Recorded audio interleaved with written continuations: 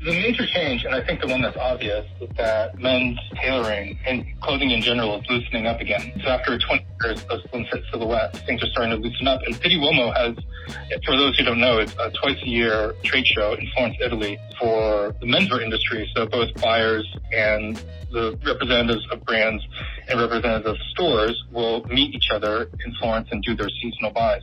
But there's also a kind of contingent of Pitti Uomo that tends to be, most of these people, if you were to take photos of them, they're just people that work in the industry, but there is a contingent of people who dress up, and they do it with a lot of flair and a lot of peacocking. There's a lot of dandyism.